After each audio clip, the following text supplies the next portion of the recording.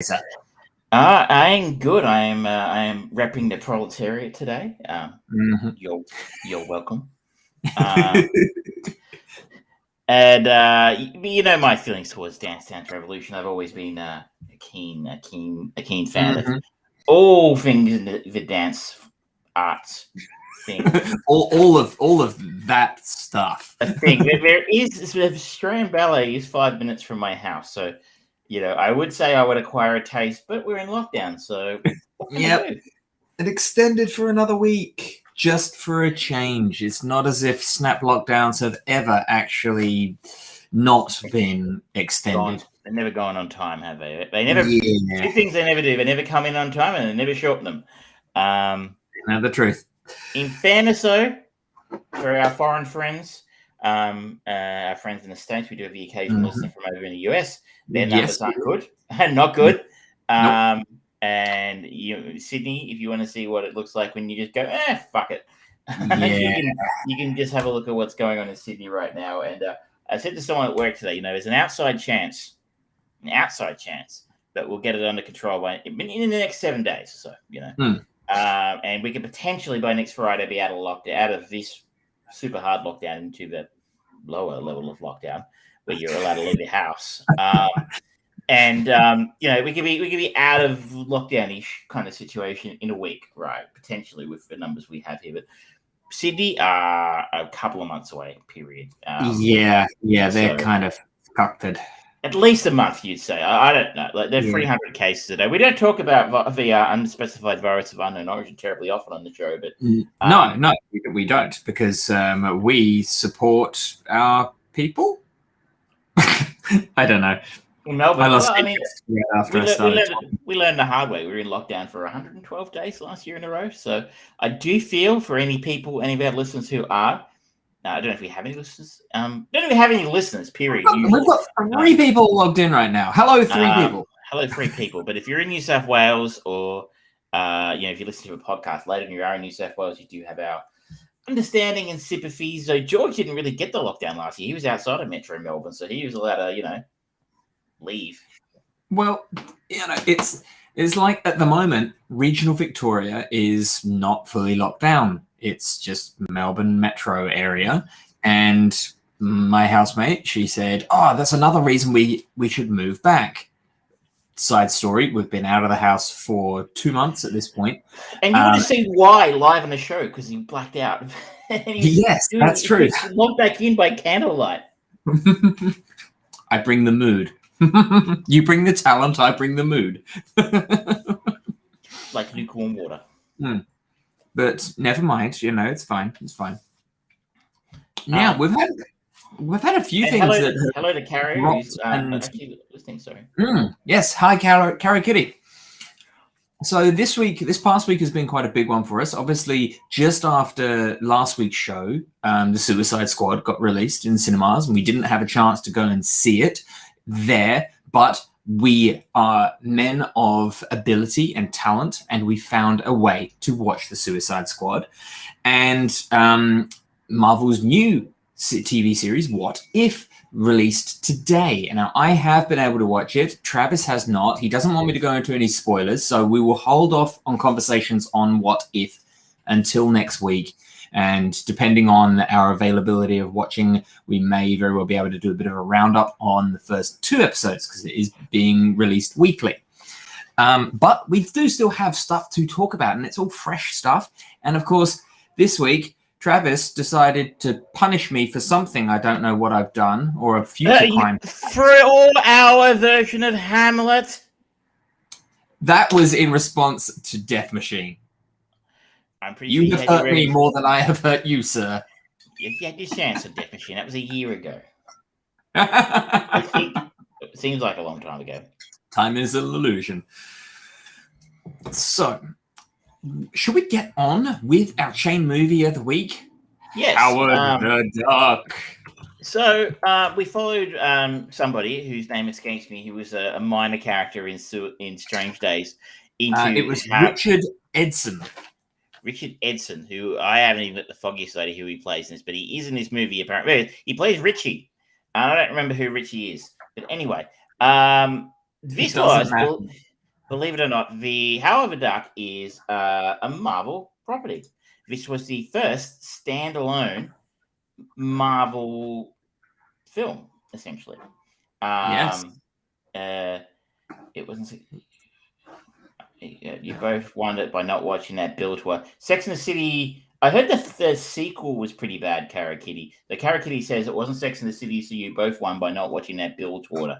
I heard the sequel was pretty bad. I haven't been lucky enough to see either of those films. That's my understanding too. But this is the first standalone Marvel film. There've been a couple of TV movies and stuff, but this is the first standalone movie. And it should be noted, the last standalone movie for another 12 years until Blade came out in 1998. So it tells you something about the level of success of Howard the Duck. But Howard the Duck, a sarcastic humanoid duck, is pulled from his homeworld to Earth, where he must stop an alien invasion with the help of a nerdy scientist and a struggling female rock singer. Interesting. In terms of the talent on screen, we have Leah Thompson, probably best known for her role in Back to the Future. Jeffrey Jones, best known for Don't Mention the War, but he was in Ferris Bueller's Day Off, of course, and he has gone on to other things. And of course, Tim Robbins. Tim Robbins in a very early role. Yeah, an Academy Award winner, megastar. And probably the other name I noticed that he was at Paul Guilfoyle pops up as a policeman, and you'll know his face because he was in one of the CSI shows for about 10 years, I think. That's right, And he's just one of those guys who just pops up. He's in stuff. And probably the other big name that you're not getting to see on the screen here so much is this has come about via Lucasfilm. This is one of George Lucas's follow-up projects to Star Wars. He didn't direct it; he just produced it. It was written by Willard Huyck and Gloria Katz, who wrote American Graffiti with George Lucas, and it was directed by Willard Huyck as well, who I don't think was best known. More of a writer than a director, but sort of part of the Lucasfilm ecosystem in the 80s. So, this got spent a lot. I spent a lot of money on this. The duck suit alone cost $2 million. And the reason I picked this is I sort of said there's a bit of a duck renaissance coming on with this. Or should we say a quack renaissance? A quack renaissance? And it's being reassessed. I've seen some people reassessing it in the light of, 35 years after it was made. It wasn't really as bad as we all made it out to be. For example, it was supposed to be playing at the Astor last weekend. As part of a Melbourne International Film Festival. Obviously, that didn't happen because of the unspecified virus of unknown origin. But I've seen a few other people, like Mark Kermode, who is a very well-known British, well-known British film reviewer. I don't know if you're familiar with him. He's on the BBC. But it's just interesting this week in watching a review of a Suicide Squad, he referenced Howard the Duck. And how much he actually didn't think it was that he actually quite liked the film. So I thought, given there's some reasonably prominent, and of course Howard has popped up in a couple of the MCU properties in a very small cameo role. So I thought it might be worth taking a look and sort of going, well, I haven't seen it since I was about 10. So is it really as bad as we remember? And I feel like your answer is yes. Yes, it is. It definitely is. I will give it that the duck suit is still overall quite impressive. The way that the what's his name? Ed Gale, who does the actual kind of movement work for in the suit, he was actually quite good at, and the way it looked was, for its time, surprisingly good and articulate at actually expressing more emotion than you'd expect for essentially a rubber suit duck. And Chip Zine, who was the voice, I think I'm getting that those parts the right way around. You are right, yes, he was overall pretty good. The problem with this movie is that it is tonally all over the place. It doesn't age well. It's it doesn't go far enough, because the character of Howard the Duck is supposed to be a satire parody character. I mean, the opening of it, you've got Howard moving around his apartment on Duck World, and there's like Breeders of the Lost Ark and things like that. And Birdweiser.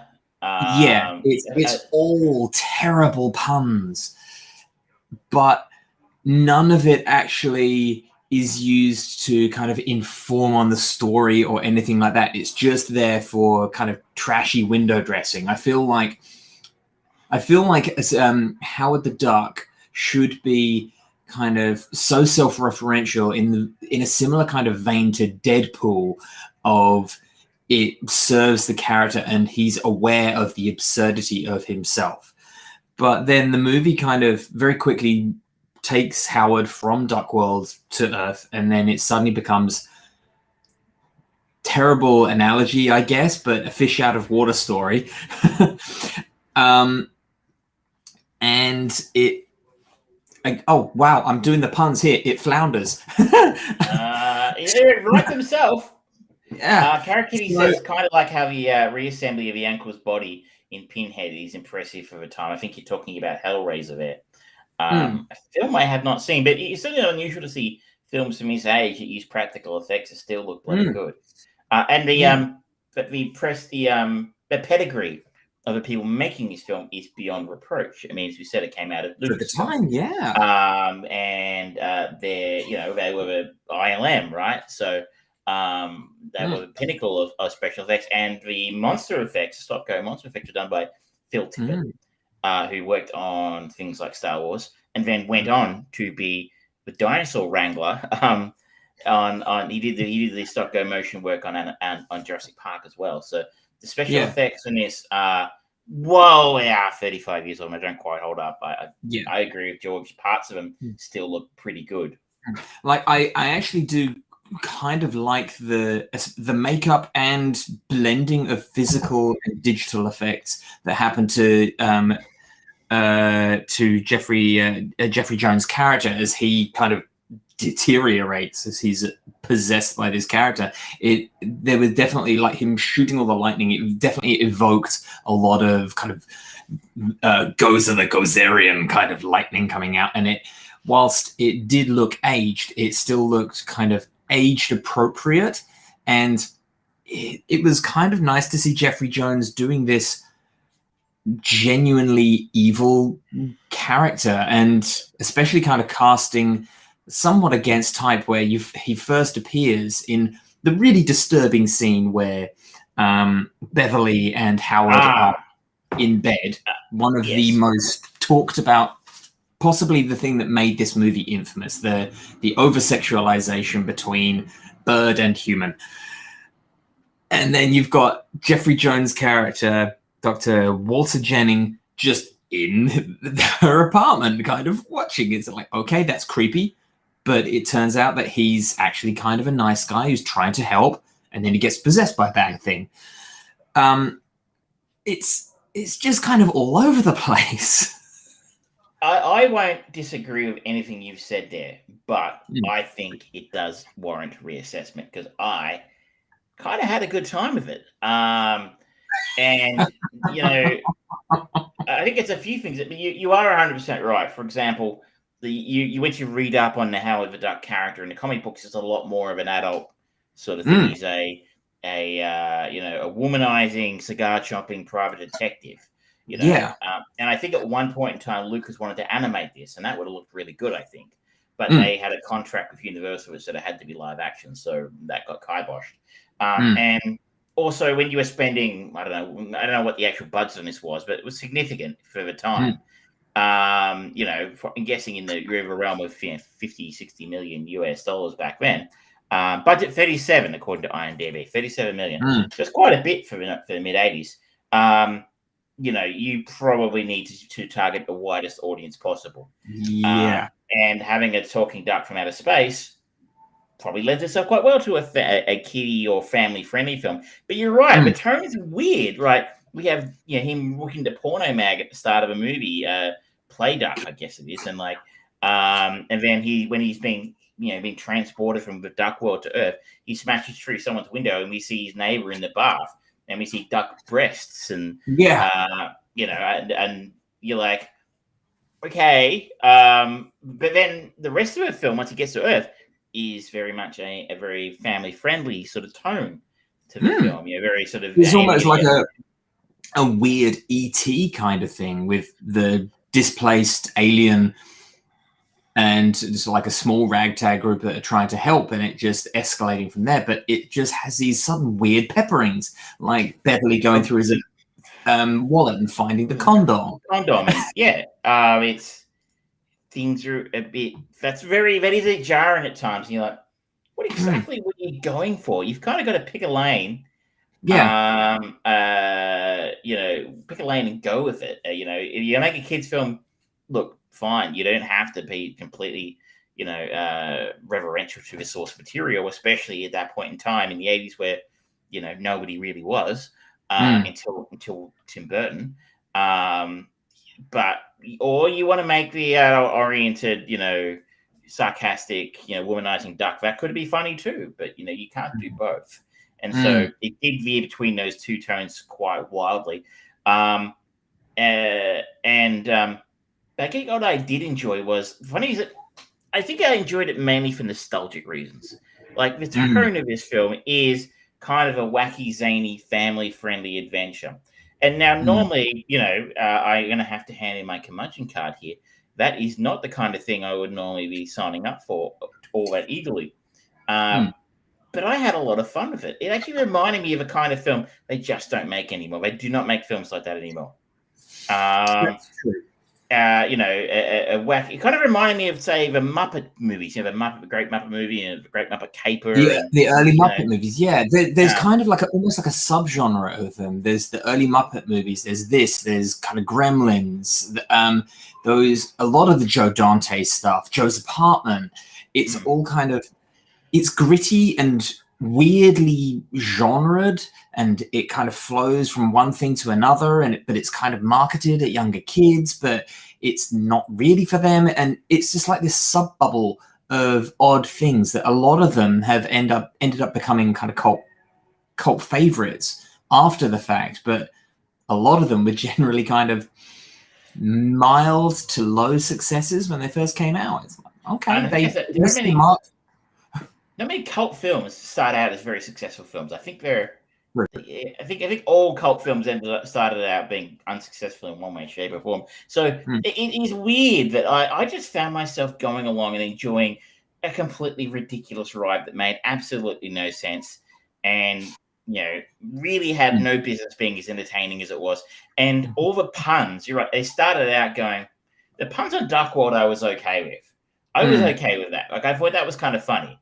But that kind of made sense within the logic of the story. But then, when he got to Earth and the first one is like, nobody laughs at a master of quack foo. And, like, oh, God. But they kind of lent into it, maybe unknowingly, but they really lent into the pun thing hard. And I'm like, you know what? Halfway through, I'm actually, I'm on board with this now. I'm having fun. I can't wait to see how stupid the next one is. So I think I'm almost enjoying the film in spite of itself. It is so ridiculous. It is so badly written. It's so badly done. It's a bit like Showgirls sometimes, in the same, that's true. The same sort of genre as Showgirls, which is so bad it's good. And if you haven't seen Showgirls, I entirely endorse checking that film out if you can, because it's hilarious. Out of the sex scene between Elizabeth Berkley and Kyle MacLachlan in the pool is just a thing of absolute beauty. So the unsexiest thing you've ever seen in your entire life. But that's true. But I feel like this kind of film is maybe in the same sort of line where it's so bad it's good. To the point where, spoilers here. The end of a film. By the end of the film, of course, the good guys have won, and Howard manages to vanquish the evil overlords by killing him with a disintegrator ray, which is something just left hanging around at the science place, which is handy. he becomes the manager. So Leah Thompson, the love interest in the film, is a rock star. He becomes the manager of her band by the end of the film.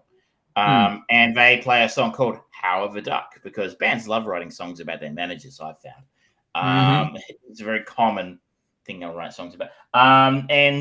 And of course, he ends up on the stage with a guitar playing with them, and it's like, everyone's going, he starts chanting Howard, and you're like, oh, this is really, really bad. Like, this is really cheesy. But by this point in time, I was down for some cheese. Like, so yeah, I had fun with this film. There we go. Ladies and gentlemen, we managed to make it to episode 121 before Travis had to finally give in to the fact that he is no longer the show curmudgeon. Oh, well, I'm going to have I'm actually thinking about starting an entirely new podcast just about being a curmudgeon. So, this is my list of things that have annoyed me today.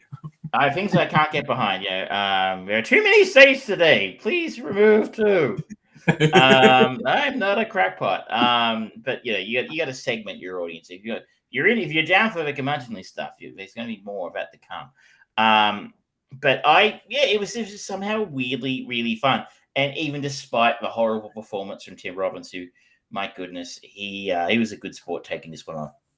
Yeah, it was. I also the whole chase sequence with the little microlight vehicle as well. I remember the moment, like the brief 2 months when microlights were a popular, cool thing to have, and then they just stopped.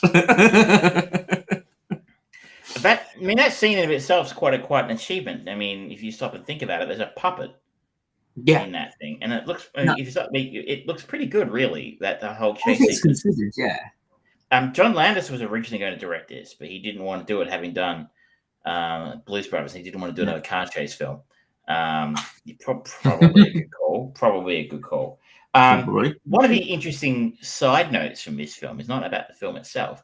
Is that depending on who you ask, before or after the film came out, Lucas knew he had a flop on his hands, and he was getting divorced, and so and he wanted to shore up his cash reserves as a result. Probably not much of a problem for him anymore, I should note. Probably doing he probably has baths at night in that Disney cash. But at the time, he was wanting to shore up his finances, so he decided to sell the ILM computer animation division, and he sold it to a guy you might have heard of called Steve Jobs. And that computer animation division later became something known as Pixar. So How of a Duck indirectly gave us Pixar movies. Yep. So that's a good thing that came out of it, I guess. True. True. Cars 2 is a direct result of Howard the Duck. So you can go and you can thank George for that one. I think it's not much more to say about it, really. I just thought it was really actually kind of a fun movie. I feel like if you could get past the weird duck nudity and the weird duck human sex scene, sexualization, very, very odd scene. And Leah Thompson, again, kudos to her. Apparently it took her 2 hours to do her hair like that every day. But keeping a straight face, acting opposite a puppet duck that you are currently attempting to seduce, that's talent. Yeah, it's something. I actually do kind of like her performance in this. She's quite nice, endearing. She's not the stereotypical female role of that time where she's like needs to be saved all the time. She's actually pretty self-sufficient. She's entertaining. She's fun to watch. She's just kind of put in these scenarios and situations that's like, well, it's just not good. It's a shame because I think that her performances in Back to the Future and this, I think she's got talent, and it just seems like she never had an opportunity to really kind of break into the big time. And Yeah, it's just kind of one of those what if worlds. Ooh. I think this film did get a reputation for kind of slowing some careers down a little bit. Then she went on straight afterwards to be in a rom-com of some description, if I'm not mistaken, Some Kind of Wonderful. Which I don't know it did particularly well. But yeah, probably pretty unlucky considering her roles in the Back to the Future films. And just sort of really never went on with it. But again, I would imagine, turning up at Back to the Future conventions pays the bills. That's true. This film won a lot of Razzies. It won 4 Razzies. And honestly, I think that I just don't think it's that bad. Though, interestingly, Robin Williams auditioned for the voice of a duck. If it's one thing it could, I don't know who said no to that, but they need to go down to the Hall of Mirrors and take a good hard look at themselves, because that's just a bad call.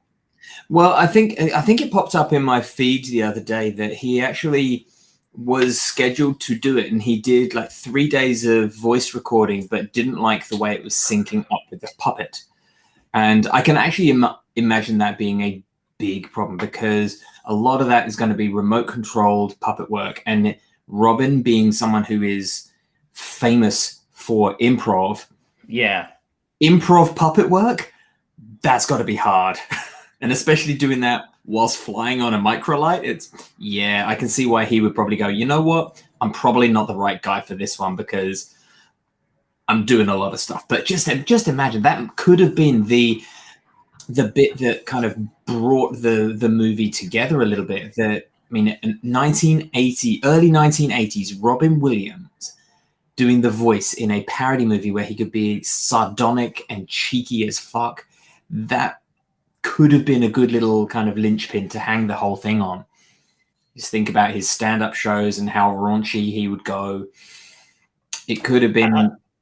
I found myself thinking, this film, this character, whether or not you agree that the film needs to be rehabilitated is up to you. George obviously disagrees, and I think it kind of does. I think it needs to be revisited, but with a different mindset. That this is actually goofy, hilariously awful fun. But I think the character has potential. The more I read about the character, I'm like, when Marvel Cinematic Universe inevitably starts to, chug a little bit and grind to a bit, it will happen. Whether it happens this year or in 5 years or in 10 years, they're going to get apparently there's an episode of What If all about Howard the Duck, and they've got Seth Green to do the voice again. So I think that could be a nice way of reintroducing him. I totally agree that the character of Howard the Duck could be a really good inclusion. A nice variation to Deadpool's character, and just bringing in a bit more of that kind of parody element to it. I would imagine that like Taika Waititi or James Gunn would be kind of very obvious choices for directors for doing something with Howard the Duck. I feel like that sensibility and the attitude that is needed to make Howard the Duck a viable property, they could bring to the project quite well. The only thing I'd say is that, do you remember there's a TV show in the 90s called Duckman that Jason Alexander did the voice of? And it was Duckman was a private investigator, and I'm like, did they get sued or something? Because it was kind of a very adult-oriented animation. It wasn't sweary and everything, but it was definitely, it was like Adult Swim, I think, maybe back then. Okay, yeah. I don't know if it was exactly for Adult Swim, but that kind of show, which was kind of revolutionary for the 90s. But I'm like, it was good. And I'm like, so you're like, anything you think it was I don't know. Probably, obviously, nobody remembers Duckman except me. So probably not a problem. Karaki says, I want people to leave older movies alone for a while. I'm mad they're remaking Candyman and Highlander.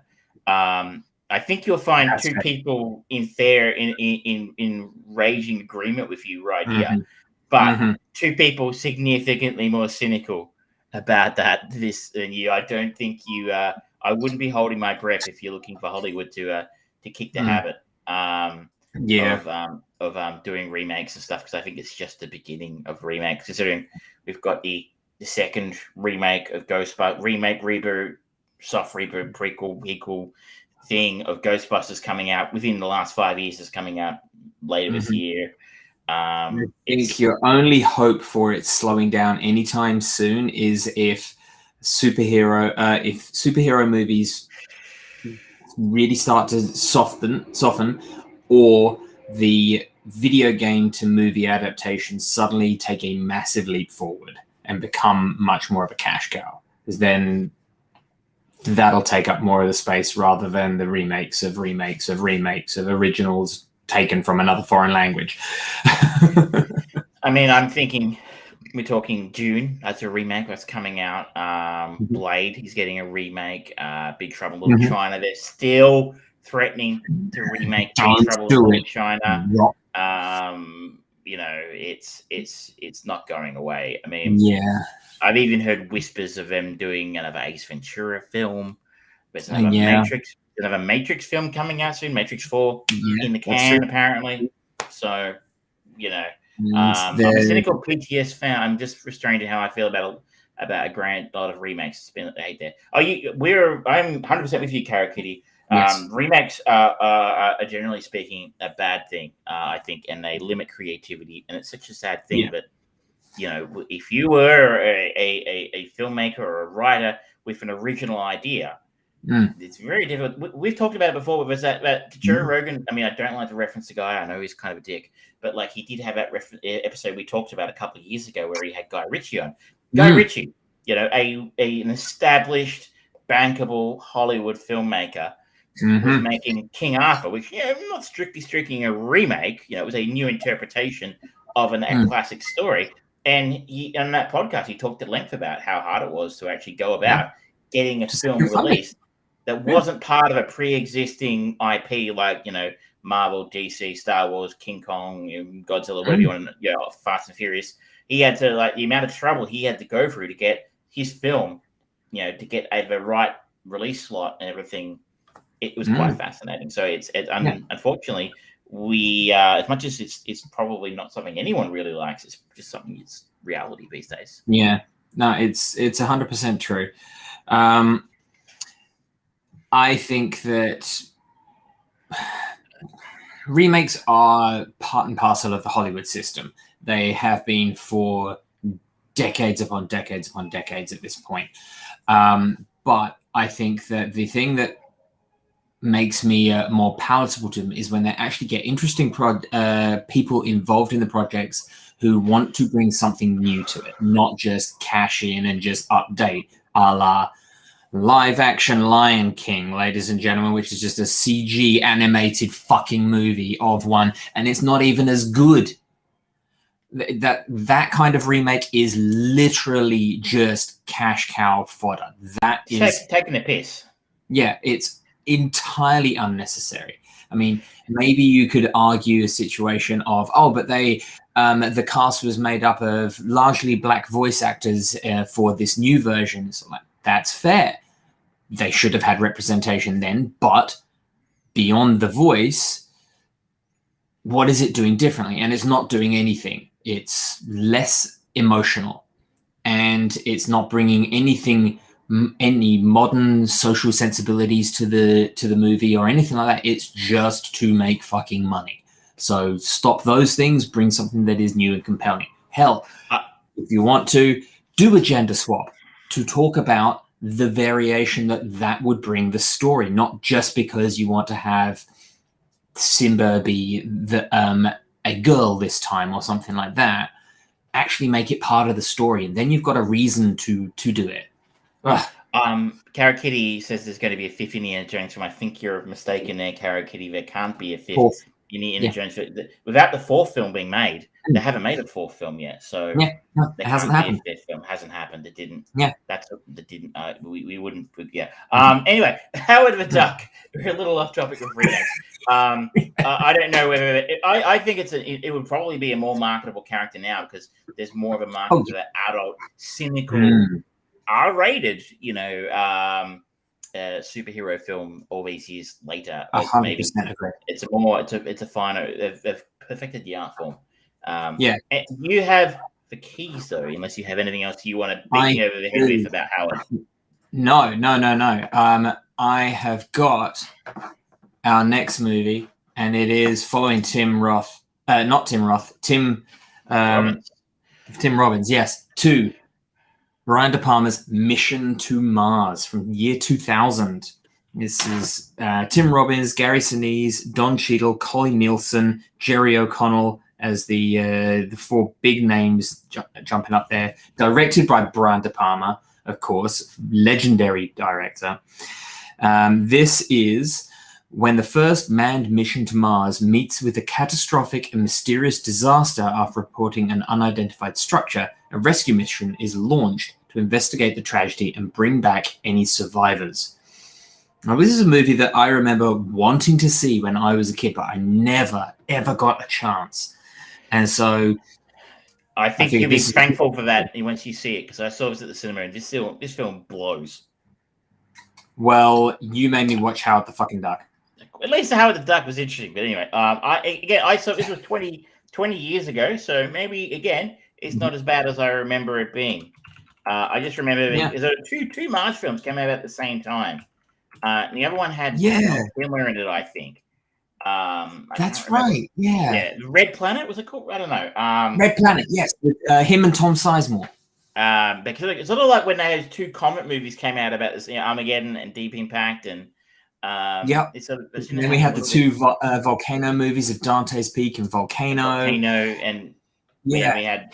So anyway, I just remember seeing this at the cinema, going, maybe I should have seen the Val Kilmer one. I don't think that was very good either. Yeah. But anyway, you know what? This is another notch in our. We haven't watched it before, Bo. So let's just do it. And you've got a few good places to bleed off of there as well, because there really aren't that many from Howard the Duck.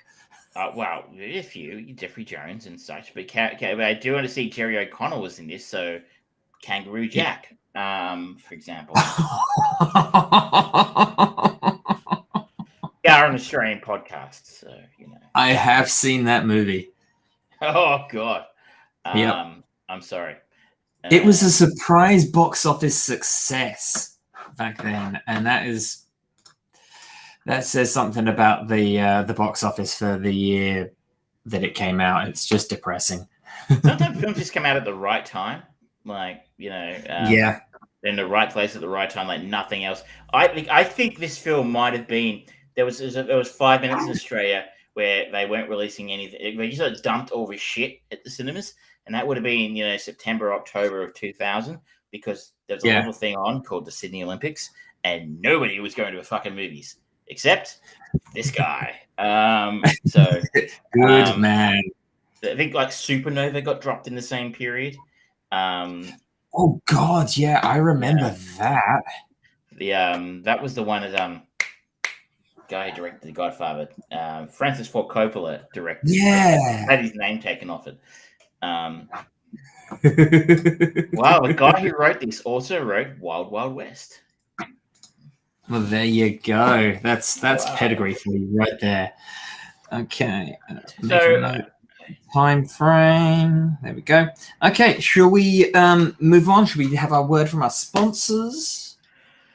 I think it's time for a word from our sponsor. I organised this special for you guys this week. I had some movie over Olympics anytime. There's way too many humans and things I don't care about. But considering, Carrie, that the Olympics were in Australia, everyone was very, very, very fucking excited that the Olympics were in Australia. So that's why everyone was so paying attention. I watched Nobody. I think you did as well, George. Yes. Did I? I don't know. Oh, actually, I don't think I did watch Nobody. Well, there you go. It's one thing to watch. I thought it was pretty good, Cara. I thought it was pretty good. Little bit very John Wicky, and if he's listening, and I know he's a regular listener, if Bob Odenkirk's listening, I hope you get well soon. He had a heart attack, didn't he? Heart attack, and we need that final season of Better Call Saul. So, that's all it is to you. All it really matters to me. It's is another season of Better Call Saul.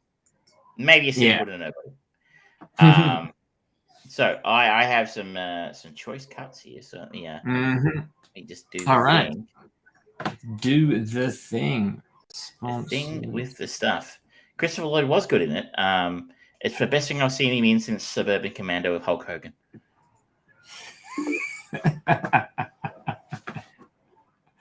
All right. Well, here is our sponsor. At Northern Warehouse, our prices have crashed. Men's flannelette shirts, $4.95. Men's hooded flannelette shirts, $5.95. Fishing parkas, can't guarantee the fish, but we can the warmth at $15.95. Assorted children's knitwear, just $7.95. Ladies' fleecy tracksuits, $9.95. Men's denim shirts, also $9.95. And magic mops, just $6.95. Northern Warehouse, big on range, even better on price. Northern Warehouse!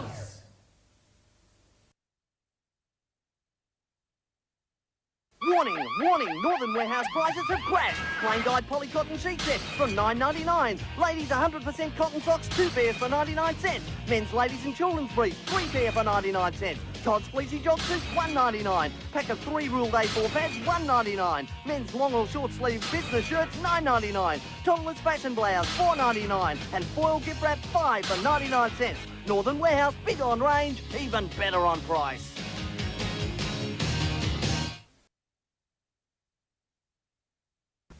It's the Northern Warehouse unauthorised CD sellouts.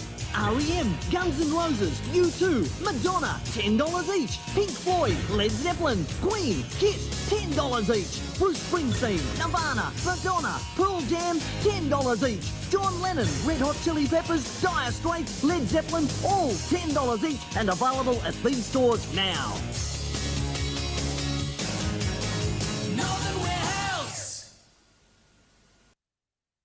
It's the Jimmy's Mother's Day sale with 5-piece comforter sets only $49.99. Tough Steel 9-piece cookware set $79 and Mum's favourite authentic perfumes from just $19. Sale starts Monday at all Jimmy stores. Be there. Hey, want to hear some great news? The Jimmy's sensational homemaker sale is on again with fabulous bargains like these. We scooped Australia's biggest name in bed linen with deluxe quilt cover sets for only $39.99. Plain dyed bath towels, 99 cents. 100% cotton jersey sheet sets from a crazy $19.99. Aussie pillow, $5.99. And deluxe jacquard quilt covers, all sizes, just $19.99. The Jimmy's sensational homemaker sale starts Monday. Be there. Help! Jimmy's and Forges are overstocked, so we're holding our first ever warehouse clearance sale with a catalogue full of savings. Look, commercial quality cotton sheets from $2.99, famous booted pantyhose $3.99, men's polo tops are crazy $2.99, Caprice couch covers are red hot $19.99. Look, Steelcraft layback strollers just $99, and Benton body basic bras $9.99. Rush in Mondays for the Jimmy's and Forges warehouse clearance sale. Be there.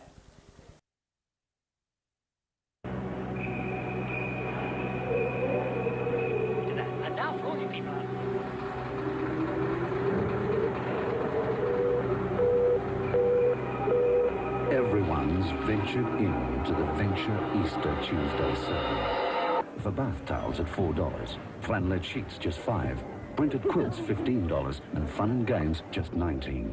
The adventure is adventure, with men's jogger suits just $14, ladies' jeans $25, or fleecy tracksuits at $19, men's flannelette shirts just $7.50. The adventurers are here. For infant and junior pajamas, $5. Boys' pants and shirts for $6. Shoes, $10, $6, $5. Boys' jog suits, $10. Girls, just $8. And irons and toasters, $29. It's Venture's biggest sale of the year. Don't venture out. Venture in.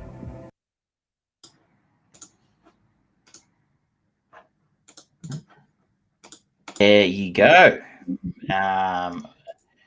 There is a connection there this week. Was they were not random Australian department store commercials by chance. Why? What is the connection? My father was in one way, shape, or form responsible for all of those commercials. Sorry. Hang on. There we go. Heavy co-host. Hello, Archimedes. No. The guy with a big moustache, by the way, is a former footballer here in Melbourne called Robert Dipio Domenico, better known as Dipper. Despite those TV commercials being only shown, I think, in the very limited parts of Australia, for a fairly small chain of stores, be there became a bit of a thing. Because there's not much else that Australia could be known for, so be there. Well, you go around people of our age who were alive at the time, and you just go be there, and people know exactly what you're talking about. And by the way, Cara Kitty, I would just like to clarify that Northern Warehouse, Dimmies, and Venture did not supply us with any money, unfortunately. Venture, for one, don't exist anymore. I don't believe Northern Warehouse exists anymore either. So funny. So I study part time, and some of my classes have discords for the classes and stuff.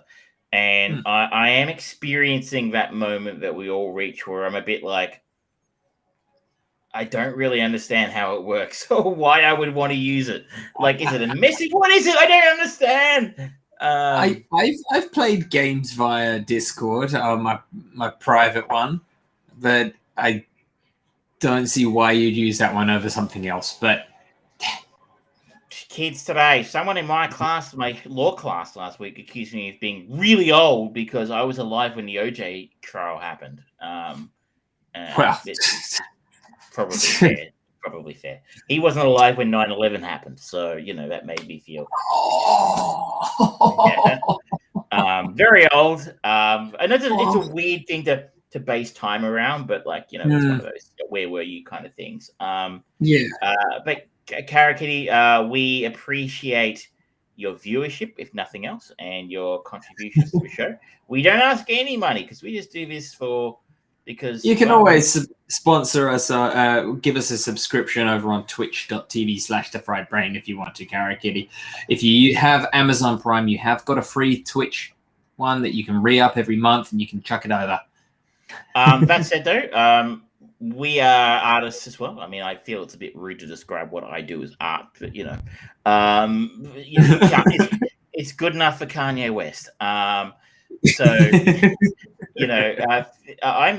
very curious to what kind of art you create, and if you feel comfortable sharing it, telling us where share it, or listen to it, or I don't know. And I'm curious. Always like to support other artists on the show, like the man above me right now.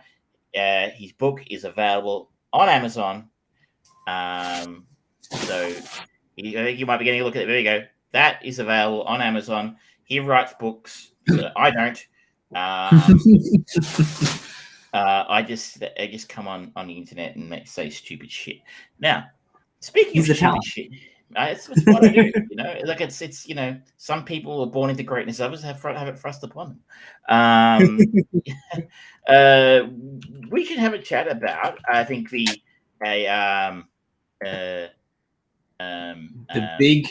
the big release, the AAA release for a while, the Suicide Squad. Yeah, the Suicide Squad, ladies and gentlemen. So I just like to clarify, because the cinemas are all closed here in Melbourne, we did have to find alternative means to see this, but I 100% intend on paying to go and see it once lockdown's over, because I guarantee you I would have gone and seen it, paid to see it, if that were a possibility, and God knows when I'm going to be able to go to the cinema again. And I waited 4 months, no reviews, to see Tenet last year, and my God, that was not worth the wait.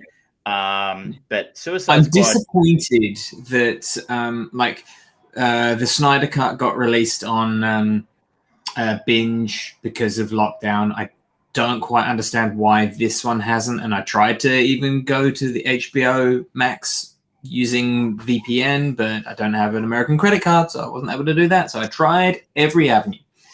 And who knows?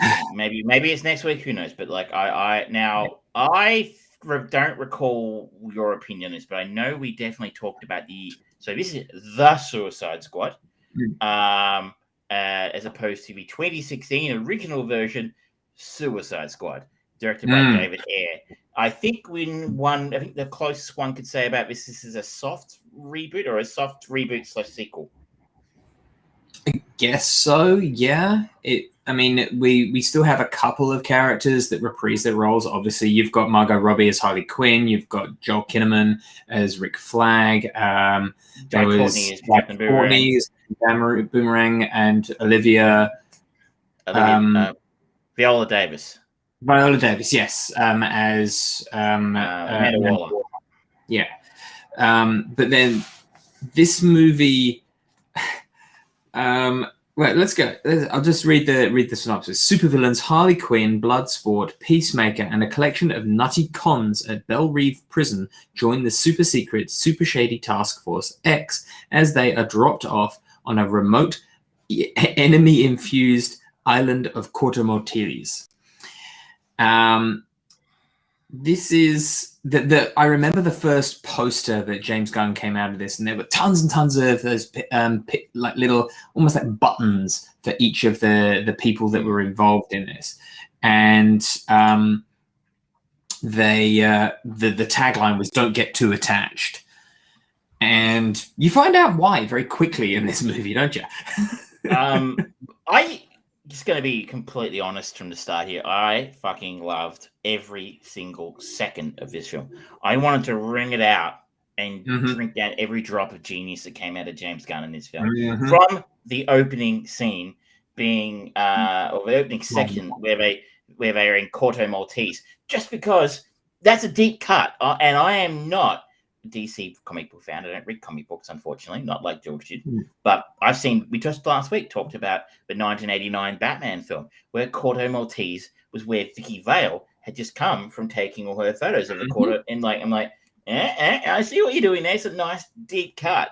And we meet, characters you just feel good to see on the screen. You're like, when James Gunn's got Michael Rooker in his film, you go, okay, this is good. This is probably going to be good. And you see Nathan Fillion as well, and you're like, Nathan Fillion, one of James Gunn's boys, he's probably going to be good. But as you said, James uses that to subvert expectations quite expertly. We will try and keep the spoilers down here, but I think it's fair to say this film earned its R rating in the first 15 minutes without any trouble whatsoever. Yes. I love this movie because, like what we've talked about in the past about a lot of the Marvel movies, of how they are actually kind of reskinned buddy cop movies or things like that, this is a superhero skin on kind of like a grindhouse movie. And it's just delightfully absurd for that. Everything from the kind of like the bold text of the Suicide Squad, that kind of military attitude to it, everything about it feels like something just ridiculously, purposefully needling every little joke out of it as much as possible. And the blasé attitude of death as well. It's all part of that kind of grindhouse attitude, and I love it. It's not. I mean, I've been on the James Gunn bandwagon for a long time now, and I recently rewatched Super with someone who hadn't seen it before, and I've been ranting about that film for over 10 years now, because it was about 10 years ago I saw it at the Melbourne Film Festival.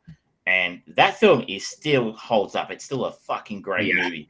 Rainn Wilson is bloody hilarious in it. Yes. Like, he doesn't get credit. He was funny. The only slightly weird thing is that Elliot Page is in the film pre-transition, and there's a scene where Elliot's character, Balti, kind of maybe rapes Rainn Wilson. But that's kind of James. He's always playing on the edge. But before that, Sliver was. I remember seeing Sliver, and Sliver was fucking great. If you go back to the stuff he did at Troma, if you don't know Troma is a very low budget schlock horror studio in the US. So I think The Toxic Avenger, Surf Nazis Must Die, The Class of Newcomb High, all that kind of absolute dross came out of Troma, and that's where James got his start, was at Troma. I forgot about Newcomb High. Yeah. I think we watched that for the show. I think we did. But he worked in a film called Romeo and Juliet. I'm pretty sure, which is so bad, really bad, really tragically awful Romeo and Juliet piss take. But it's kind of done the Troma way, which is funny. So, and this is just James. So they've just basically DC's thrown open the toy box and gone, do whatever you want. And James going, all right. And as long as if you've seen Super and you liked it and you liked the Guardians films, you're going to enjoy this film. You know exactly what you're going to get. James doesn't necessarily do anything particularly different or original. He just does everything really fucking well. What do you want? I mean, if you're going to see a military, you sort of called it a military theme. That's a good call. A military themed sort of, Dirty Dozen style superhero film. You probably want it to be ultra violent. You want it to be funny, and you want to have a good time. And he ticks those boxes beautifully. I mean, this isn't The Dark Knight, right? Like, I mean, it's one of my favorite movies of all time. But going in with that kind of really serious, dour attitude, the Snyderian kind of way he was approaching the DCEU would have been completely the wrong way of doing it, which I believe was David Ayer's approach to. Just to be fair, he had Suicide Squad taken off him and re-edited by the same people who did the trailers for that film. So I don't think we can hold David Ayer entirely responsible for what happened with Suicide Squad, even though it was an awful movie. That wasn't entirely. I would be curious to see the film with David Ayer. Release the Ayer cut. But this one is taken exactly the right tone. It's funny, it's violent, it's ridiculous. It makes absolutely no sense, but my God, it's a hell of a ride. Yeah. Just you very quickly kind of realize that this is an entirely different animal to everything else in the DCEU and to pretty much everything else in superhero movies when the weasel just jumps out of the plane. Did anyone check if he could swim? And the Nathan Fillion's character, TDK, the detachable kid, I think is what that stands for. Yep. And you see him, he can basically detach his limbs, and he detaches his arms, and basically his arms float over the battleground and start slapping soldiers in the face. And you're like, what the fuck? It's not even sort of like, oh yeah, cool martial arts move. It's just like, why are you hitting yourself? Why are you hitting yourself? And it's like, and someone just sort of says, I didn't get to pick the team, I must say I was disappointed that there is a minor spoiler here, but it is the first 10 minutes. So I'm just going to say, if you don't want to know anything, you want to go 100% clean into this. Spoilers are up. There are spoilers coming in the next couple of seconds. Okay. I was super disappointed that Captain Boomerang died in the first 10 minutes of a film. I would not normally say that about anything that Jai Courtney's ever done because they're generally awful. But he really was one of a few highlights of Suicide Squad. With a few highlights where Margot Robbie, Will Smith's daughter, and Captain Boomerang. I think he had some good stuff. And even in the first 10 minutes, the chemistry between Margot Robbie and Jai Courtney's characters are just off the fucking chart. And you're like, I'm going to enjoy watching these guys bounce off each other. And then he kills him, which I can kind of get because he's like, well, look, here we go. Character you kind of know and maybe like, and I've just killed him in the first 10 minutes. Anyone, don't, as he sort of said, don't get too attached. I was like, oh, come on. I did like also just the subverted expectations with Michael Rooker's character, sort of like being the person that the movie opens with, being just kind of shown as this cold-blooded, ice in his veins killer who just with a bouncing ball can kill a bird, and then he turns tail, runs, and it's like awesome. That's That's perfect. That's good. It's a shame because I love Michael Rooker's work and I just want to see him on screen more, just generally in life. But it works for the setting of the scene of this movie so well. It does, and again, it does the same thing as Captain Boomerang because Michael Rooker, and you him because he's Yondu, right? And that's again that's James Gunn going, don't get too attached, So it's bizarre that I think two of the highlights of his film are two super deep cuts again from the DC EU. So, I mean, Joel Kinnaman's, I thought he was fine in Suicide Squad. Didn't get a lot to work with. He's fine again. Idris Elba as Bloodsport shot. He's basically the same character as Will Smith, but different character. But and you go, okay, he was great. Idris Elba's always good. John Cena hit it out of the park as Peacemaker. Just quickly, are we finished with spoilers? I shall attempt not to do any more spoilers from here. Okay, I'm going to take spoilers off, ladies and gentlemen. Okay, go. But the real Ratcatcher 2 and Polka Dot Man and King Shark, these are some pretty deep cuts from the universe, and particularly Ratcatcher 2 is almost the heart of the film. And she's played by I'm trying to look for her name here. She is. Where is she? Daniela Melchior. And I think, it was. I'm trying to find it where I recognize her from something else she's done previously, but she's popping around a little bit. What was I? Anyway, no, I have absolutely no idea what I've seen her in before, but I've seen her in something, and she was really fucking great in this. Apart from the fact she's gorgeous, but her character was, like I said, the real heart of the film, and in a way, the most important character in terms of a plot. I don't think that's giving away too much. You'll see it when it happens. And some of her scenes towards the end, again, really, if you're thinking this is just going to be a big, dumb, stupid movie with lots of explosions and people getting cut in half, you're right, it is. But that's not all it is. It does have a genuine heart, and it makes you feel attached to these characters. And her scenes, one of her scenes towards the end is actually really touching. And again, I said no more spoilers, so I'm not going to spoil who's in it or what happens, but you're like, oh, that's really quite nice. Yeah, absolutely. I was really, really impressed with it. And of course, Sylvester Stallone voicing King Shark is just genius. Just genius. Just to go to John Cena again, what is it with he is something about professional wrestlers. He did it with Dave Bautista, and he's now got it with John Cena, who I think I saw him in Trainwreck about 10 years ago, and I thought he was pretty good. I'm sure you are, Carrot Kitty. You're fine with spoilers, but there are occasionally other people who listen to the show, and I just want to give them the best possible chance to not have it spoiled by me. So it's just sort of a credit. This is a service to them. But Cena has insanely good comic timing.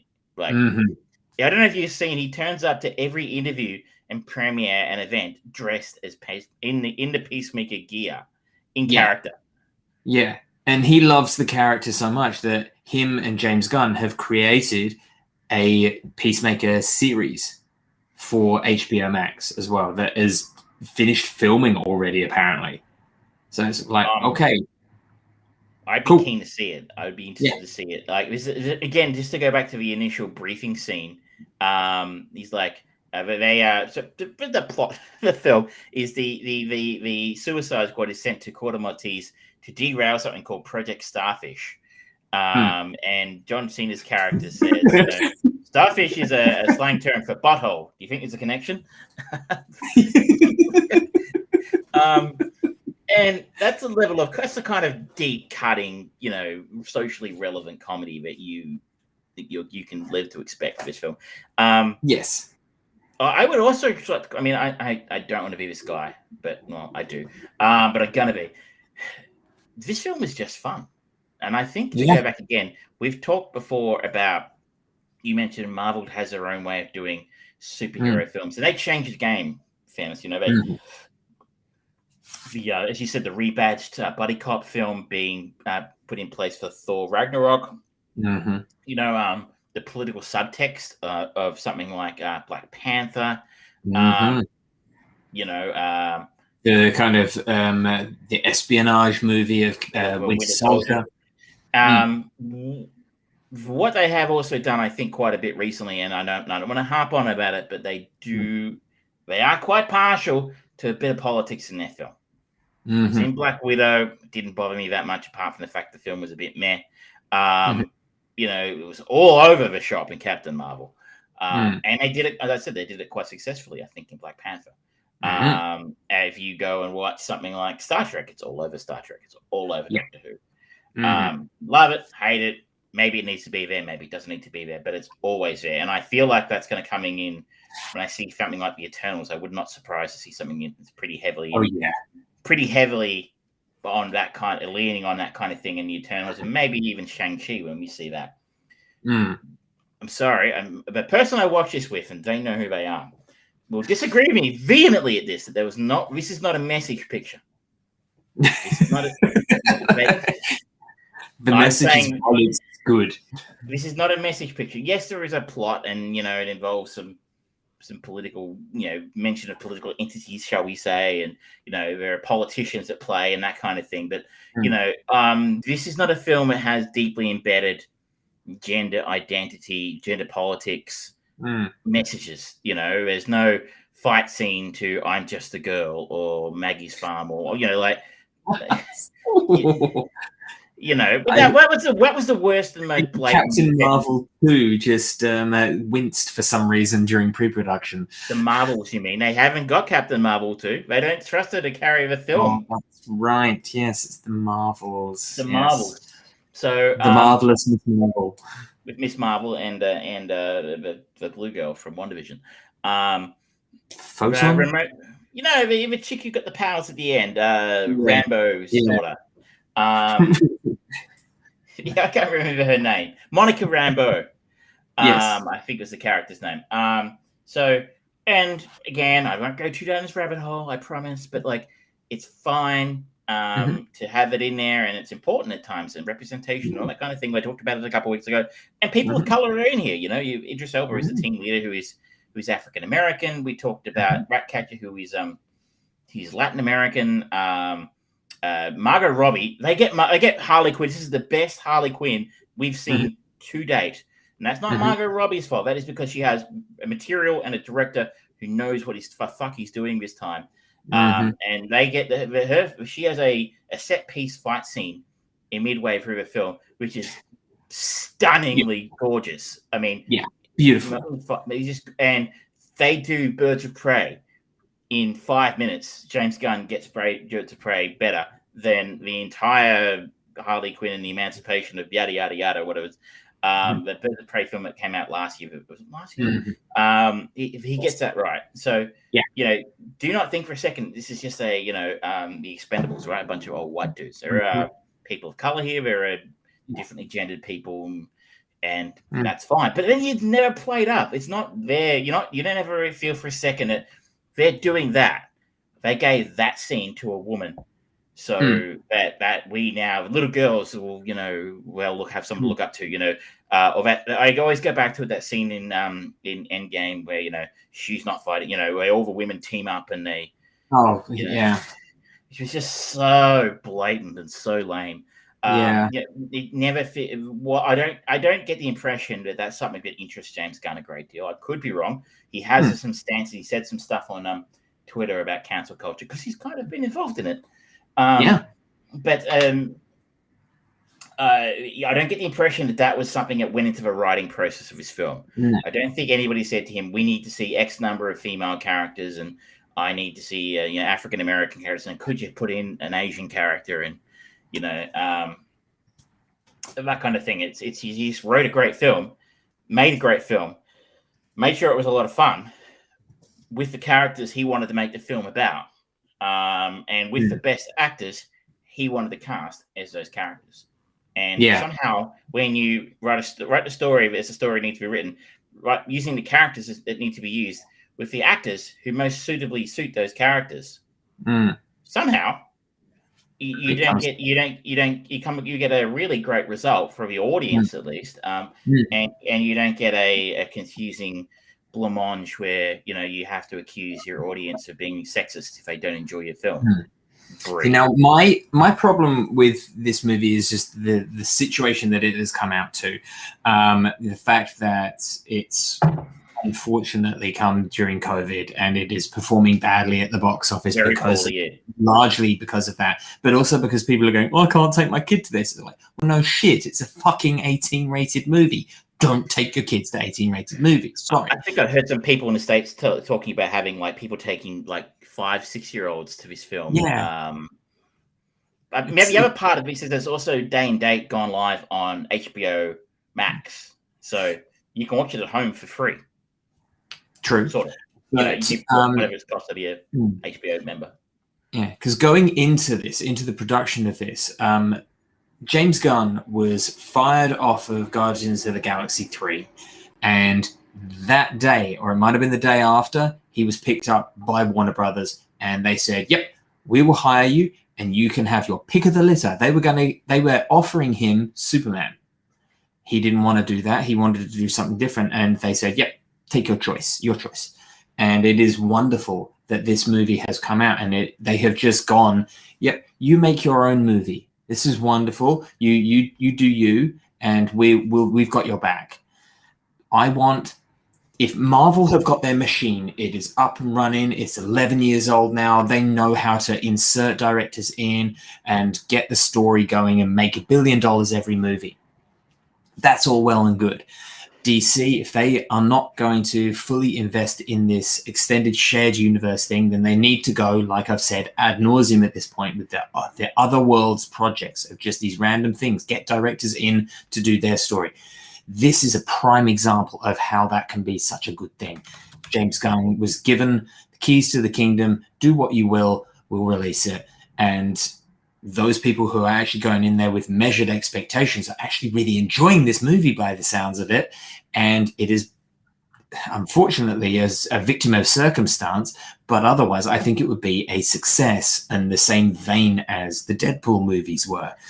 And I feel like if they had been able to guarantee a financial success with this movie, we would see a lot more of this kind of thing where directors are just coming in, just going, okay, I've got my idea for X character or Y character, and just doing it and making a fun, engaging movie that sits well for everything. The difference I think here is, two things. I think we need to remember that the goalposts have moved during the pandemic. I think, though you're right, even with those moved goalposts, they would probably be a bit disappointed about how the films opened up with the limited. Well, again, it's like the last two or 3 weeks, things have changed again. So since in the last month or whenever it was that we saw Black Widow, things have changed and moved. Like the Delta variant in the States, Cara Kitty, I hope you're staying safe in your part of the world. Case numbers are up through the roof in certain parts of the US, and which is obviously the main market, and I think probably also in parts of Europe as well. So that would change the mood of people who might a month ago have felt okay about going to the movies, maybe aren't feeling quite so okay about going to the movies. The pandemic market for film is pretty all over the shop. So, but I wonder, I have to imagine they keep stats. I'd have to imagine there's some data at Warner Brothers' end about how many people are watching this on HBO Max. And, I think the word on the street was that they didn't really get a lot of new subs from people from the Zack Snyder film, the Justice League. But it was a 4-hour film, man. And he kind of took a dump. Sorry, Joss kind of took a dump on that whole Justice League brand years ago. So, then again, good on you, Caro. I am fully vaxxed as well. The Suicide Squad's kind of had a bit of that first one kind of stunk, but I think a film has underperformed at the box office. I wonder how it's gone at home. They will know what they were expecting, and if they're seeing an uptick in people signing up or people watching it or subscriptions being retained, I have to say, like, unfortunately, as you sort of noted, it's not available to us. But it sounds like a better deal than Disney Plus to me, because like their entire 2021 schedule has been put online day and day for free. Is included in your subscription, where Disney have the goal to charge an extra $30 for Milan and Black Widow and such. So I'm like, I mean, you have to be really keen on the Mandalorian and the Marvel TV shows to think it was better value. But don't worry, Travis. We might not get HBO Max over here, but released today, Paramount Plus. What a fucking waste of time. I just like to say, though, just to follow up on your point about the film like being Deadpool, the difference between this and Deadpool. Deadpool's budget was $58 million. This film was budgeted $185 million. I don't think anybody else is going to get $185 million for an R-rated superhero film, R-rated film of any description, anytime soon. I think if you can make, I think they might do what you've said, because that seems to be where they're going with Joker and this, and if they could go out to somebody and go, hey, you want to make a Blue Beetle film? I don't even know if it's DC. If you want to make a Blue Beetle film, right, and you can bring it in under $60 million, you can get an R rating. Yeah. You think you need 150 to make that movie? Sorry, we need a PG-13. I think that's kind of how it's going to play out. I reckon so. Otherwise, if you live somewhere you can see this film, please see it at the cinema. Support it. It's fucking great. Yes, absolutely agree. I cannot wait to see more of it.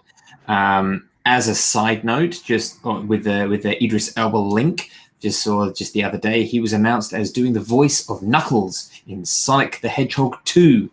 So that's a thing. Yeah, okay. I can't imagine he was cheap. Yay. Well, the last one did make a good amount of money. Yeah, no, and apparently you liked it, right? It was all right. Yeah, it was perfectly cromulent. Anyway, so Suicide Squad. That's 2 thumbs up from us. Jeez, it was good. Yeah, I absolutely agree. I think it was fantastic. One last word of warning, though. If you are of a sensitive disposition, yes, and to follow up on George's point, do not take the kids. Do not buy this for your children. Don't care how much the other kids at school want to see it. Don't do it. And if you're of a sensitive disposition, really think long and hard about whether this film for you is a pretty gory film. Incredibly violent and very gruesome. It's a good policy, Pero, but if you did have any, I would also tell you to leave them at home. Should we move on? If we move on, I think you've been watching some TV this week. Yeah, I have. I dripped into Asian TV horror or sci-fi horror, and I'm going to talk mostly this week about Sweet Home, which is on Netflix. It's from South Korea, and it's a really interesting kind of show. 1 second. Let's cue up the trailer. Trying to be better with that sort of stuff. There we go. Yeah. So the premise, I'm just going to bring up this, but it's Sweet Home. There we go. I keep waiting to tack Alabama onto the end of that phrase.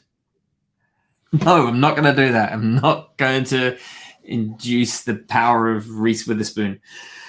All right, so Hyun, a loner high school student who lost his entire family in a terrible accident, is forced to leave his home and has to face a new reality where monsters are trying to wipe out all of humanity. Now he must fight against all the odds to try and race against the clock to save what is left of the human race before it's too late. That's a pretty bad breakdown of what this is. It starts off, and this is kind of a great representation of what a horror anime would look like if you just did a live action version of it. Like the opening is this snowy day, snowy night, and there's military all on this fence, and there's just dead bodies kind of twitching and stuff. And this one guy, Hyun, who's just walking barefoot through the snow, just kind of looking all fucked up and stuff. And then it cuts to where the series takes place, and basically, certainly the first 2 episodes that I've watched, first 3 episodes, it all takes place in a tower block, and it's just these people who are effectively under siege because the power has gone out, and there's this creepy fucking monster that just tries to come in and starts killing people. And you slowly but surely get to meet all of these other families and people that are in this building. And it's just a really cool character piece where you're slowly but surely learning about the different people and their kind of relationships and these monsters. And it does a really good job of actually making it scary without being melodramatic, and by using physical animation and alternate kind of animation styles to make the monsters move and sound like nothing you've seen before. And I don't know whether it's they're purposefully pulling frames out of the animation, but they are just so fucking jarring, and just every movement looks pained and horrible. And the close-ups they've got, so like animatronics and stuff. Like there's one that goes through that has half of its head missing, but it kind of evolved and it's got like this bat ear, and it's just walking around just going, I can't see, where are you, I can hear you. And it's just chilling. It's really done well, and this has kind of come out of nowhere. It's based on a manga apparently, and I'm now really keen to watch it because it's really interesting. It's really, really good, and I definitely recommend it. It's got a little bit of a kind of society kind of commentary as something like The Host from oh God, what was his name? Oh yeah, the guy who did Parasite, right? Yes. I can't remember his name, but it's got that kind of sentimentality to it. So yes, thank you. If you like the Host, if you like Bong's movies, you're probably going to enjoy this because there is really good society stuff in there. There's really cool action bits. It's a little bit silly. The special effects are good, if not great, the way that they actually breathe a bit more life into these creatures. And I'm really excited to see the rest of it. It's 10 episodes. I'm only just maybe a third of the way through at this point, and it's just turning it up and up and up, and it's making the humans slowly but surely as creepy as the monsters. And so really, really enjoying that. How would you describe the level of gore? Is it past the it's violent. It's violent. It definitely, there's like, if you get infected with this, the nose starts bleeding at an extreme rate. The bodies are just morphed and just destroyed, and there's a lot of violence in this. It's not psychologically violent, I guess, would be the way I describe it. It's not kind of torture porn or anything like that. It's just gruesome, kind of akin to something that Sam Raimi would use for Evil Dead. Another film I haven't seen. Yeah, lots of flowing blood. So it sounds like, again, if you're of a sensitive disposition, just be careful with this one. Yes, definitely. Yes, absolutely. But I really do recommend checking it out if you have an opportunity. It's on Netflix. I can't remember if it's on the US Netflix or if it's also on Australia, but I think it's on the US. But definitely check it out. That's Sweet Home. Fantastic. Really good so far. I think you've got one more, right? And also from that part of the world. I have. Yes. This one comes from Japan, and it is Alice in Borderland, which I'm a bit late to. because I'm, Yeah, living a life and I don't have. Last year, I think, right? Yes, I know that December they're at least. Yeah, and it's another one that's based on a manga or an anime, I think. But it's a group of bored delinquents are transported to a parallel wasteland as part of a survival game. And I've not finished the first episode yet. I'm still very, very fresh into this, but so far it's actually really good. And it's just an interesting concept that I'm looking forward to expanding more on, because you think about Shibuya, it's one of those iconic Japanese locations where there are thousands of people walking everywhere. And in this, they're there and it's just them. It is terrifying to think of that place where there is always hundreds of thousands of people milling through it within the course of an hour, to be deserted. That's a cool idea. It was like the first time I watched 28 Days Later and they had digitally removed all of the people from London. It was great to just have that point of reference and just go, oh, fuck, that would be scary. And I guess it's kind of given a little bit more gravitas because of the lockdown and so many people and places being empty of people because of COVID. It kind of just adds that little air of familiarity to it. And so like, oh, fuck, yeah, that means it's serious. And so it's just yesterday, I went for a walk through my neighborhood, my new neighborhood, and I walked around not through the actual physical casino, but the casino here in Melbourne kind of has hotels on one side and a casino on the other side. There's like sky bridges. There's a road through the middle. And it's usually a pretty buzzy place, under normal circumstances, because there's all sorts of shit going on around there. And it was fucking dead. There was nobody around.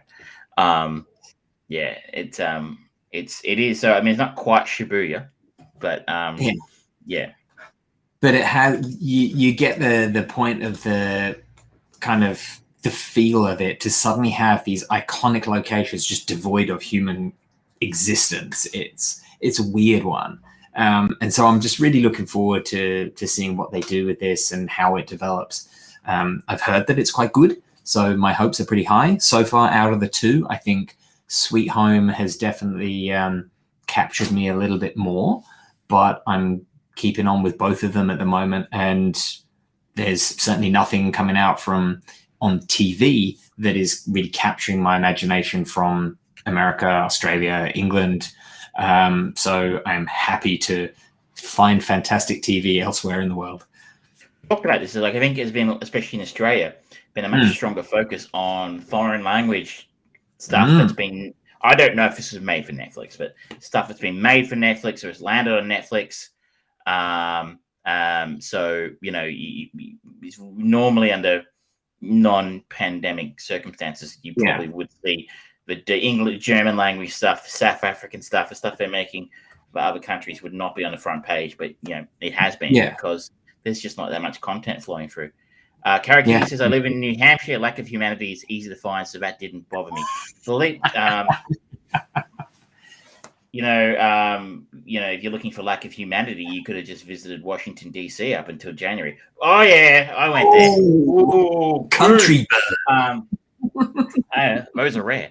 Of course, we live in Australia. I live in a very, very high density part of the country, the city anyway. George less so. Like George could, under normal circumstances, George could be pretty much out in the middle of nowhere. Like the last time I tried to go out and visit George for a podcast, like Mother Nature literally said, "Yeah, nah, mate, piss off." And basically unleashed a biblical downpour, which basically, literally prevented me from going to his place. So, pretty easy to find nowhere and nothing in this. We are the show that God can't cancel. God couldn't cancel. You did knock down a tree, but it's tried really hard.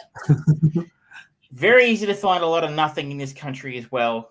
But we are in a big city at the moment. Both of us, unfortunately, because of the weather gods has tried yet again to cancel us.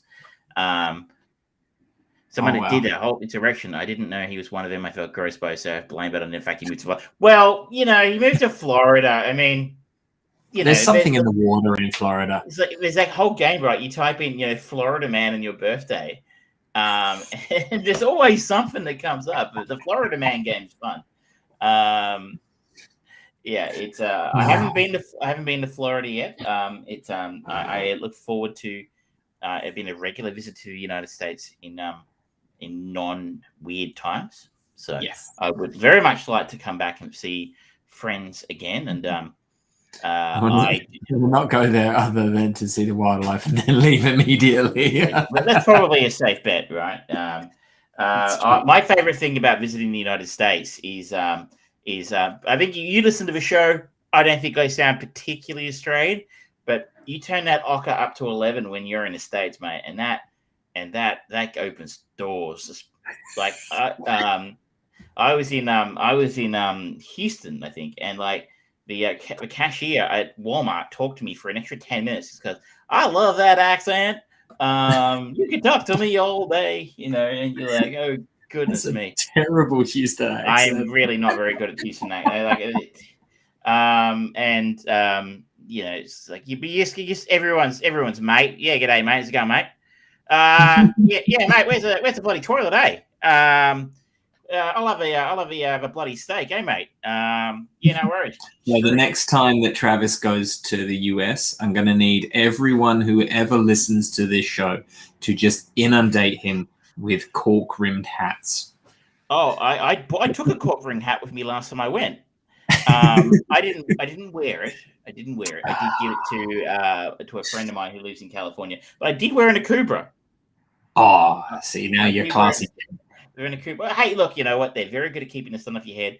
And when you're as white as fucking sour cream like I am, and you burn by thinking about, you know what it's like. If you burn by thinking about going outside, you need to be careful when you're old like me.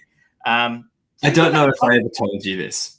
Yes. Okay, so when I went to the Gold Coast about 4 months ago now, I decided I was going to try and catch some sun, try and actually get a suntan. And I was there just in my swim shorts on the beach in the sun, headphones in, just listening to some music, relaxing. And I just heard this thump, thump, thump, thump, thump, thump, thump.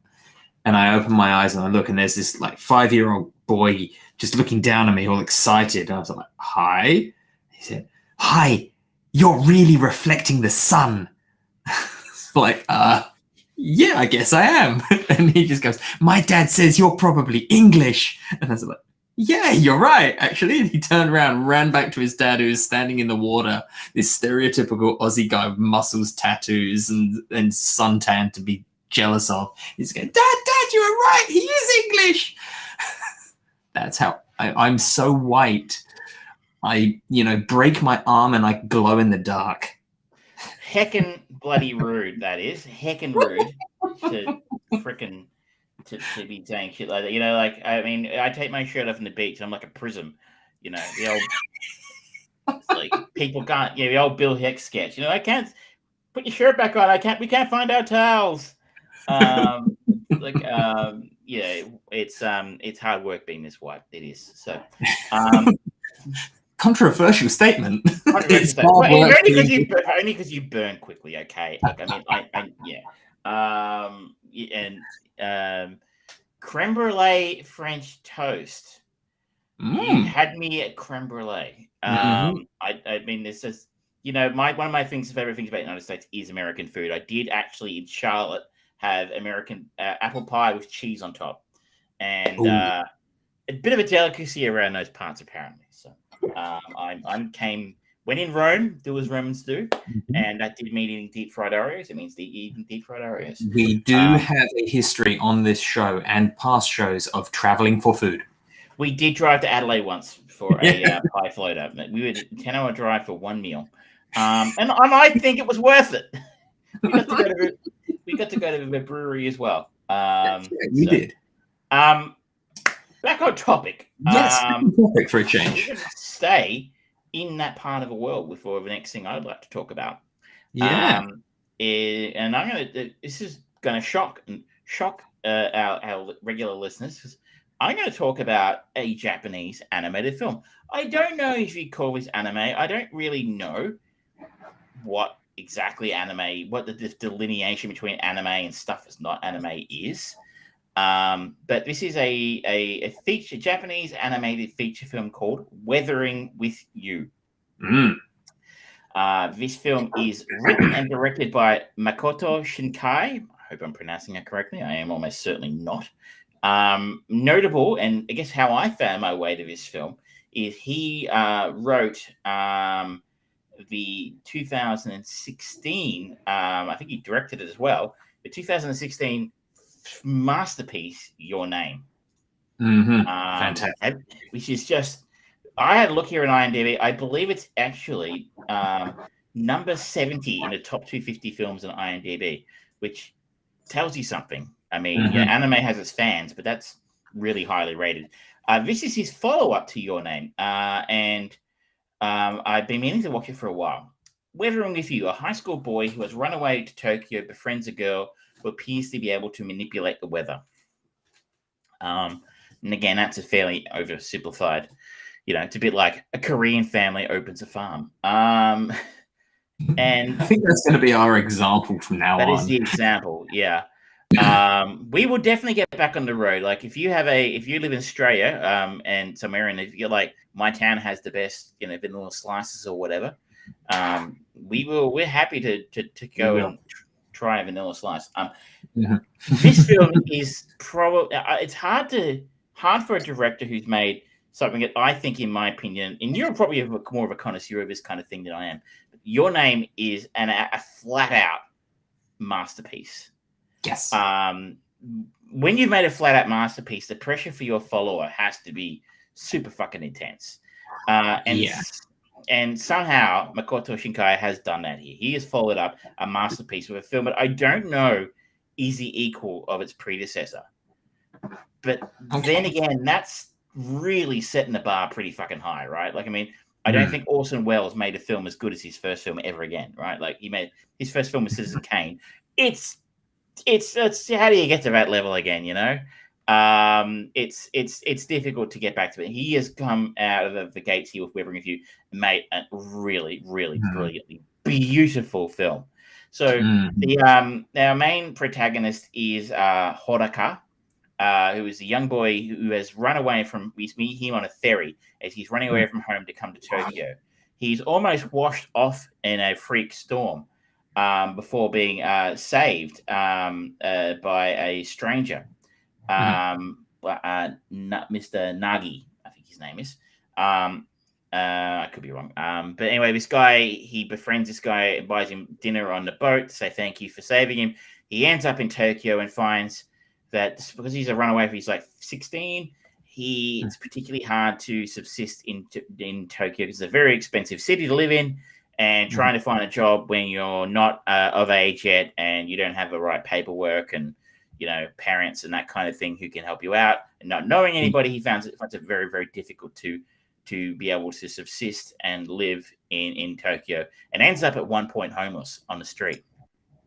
The only person he knows in Tokyo is the man he met in the boat. And so he ends up living with him and working for him, writing crackpot stories in a conspiracy magazine that he owns, which is very strange. And in doing so, he finds out about the concept of Sunshine Girls. All the time he's in Tokyo, the city is constantly being pounded with rain, around the clock, every day, nothing but rain. But by the Sunshine Girls apparently are able to get a few minutes respite from that and actually make the sun come out. And they're sort of a mythical thing until he meets Hina, who is an actual Sunshine Girl, who is the plot sort of posits is through praying, some sort of special ability she has, can actually control weather and arrange for there to be a few minutes of sunshine as a result of her praying. They initially turned this into a business, which they charge 5,000 yen for her to come and pray and get the rain away for a few minutes. And then it becomes a little bit more metaphysical from there.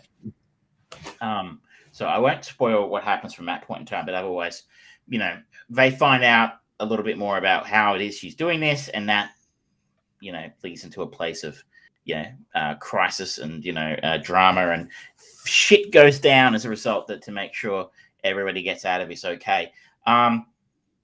It's a really interesting film. It does not at the start or at any point in the film really tell us why Hodaka is running away. We don't see anything about where he's come from, his home, what it is he might be, why he wants to go to Tokyo so badly. We do see a little bit at the end of the film. It gives us a little bit of context, but not much. It gets kind of quietly hinted at that maybe he's abused or beaten, or parental issues have caused him to leave. But it's so much I like about this film. I think the thing that really stood out to me most of all is the animation. This film looks to me to be cell animation. I could be wrong. Probably a combination of both, actually. It's probably a combination of cell animation and some computer stuff. I doubt anybody's doing, too many people doing pure cell animation these days. But wow, the animation is just gorgeous. Like, it's breathtakingly beautiful to look at, this animated film. Like, some of the stuff they do with the animation is just brilliant, and I don't think I've seen it in anything else I've ever seen. It's just breathtaking. The other part of the animation that I really enjoy is, as someone who spent a little bit of time in Japan, Tokyo in particular, Tokyo is a character in this story. It really feels like Tokyo. I mean, I think I said something very similar about Your Name. And I could almost recognize places in the film that I'd been. And they take it to the next level in this film. And I feel like even more than Your Name, Tokyo is a much greater influence and character in this film. And again, for someone who spent a little bit of time there, you're like, oh, I feel like I'm back there again watching this film. They've just got it so right. And how they do it, I think, is they've actually inserted a lot of product placement in this film, which I think is a little unusual. I certainly don't recall seeing it in Your Name. So there are billboards for shit on the buildings behind them when they're walking past stuff, and the kind of things you would normally see, you'd expect to see on a billboard in Japan, again, from my limited experience of having visited there. And by giving it that real sense of place, it really grounds it, and you kind of really, it feels more real, which is important to me, because I actually had a look at Hometown, for example. Sweet Home, you mentioned earlier. And I'm like, monsters. There are always monsters in manga and anime. They're demons, or they're fucking some other kind of monster, or they're dragons or something. And I'm like, for whatever reason, fantasy really puts me off. I like reality. And I need where I like fantasy, like Black Mirror, I've talked before about that, is yes, it's science fiction in a way, or fantasy, but it's grounded in reality. So where something gets really fantastical, just kind of loses me, I just can't get interested in that. Where this feels real, while there are some metaphysical and fantastical elements to the story, the fact that it's so well grounded in a place that I feel like I know. It felt real in a way that really attracted me to it. One little bugbear I have: what is the fucking deal, Japan, with all your stories being about kids? Like, they're always teenagers, right? They're always like it's again. So these two, our main couple, Hodaka and Hina here, are teenagers, and I'm like, do you make films about adults? Guys, it's a little bit creepy. Always being about children. The world is infinitely more scary to a child. Yeah, I suppose, but always children? Like, always. It's just such a cliche, right? If you were, let's talk representation, like, where are the films? Again, they could be out there. Tweet it at me, to jump on the Facebook page, tell us where I'm wrong, because I'm by no means an expert. But most of these films always seem about young people, kids.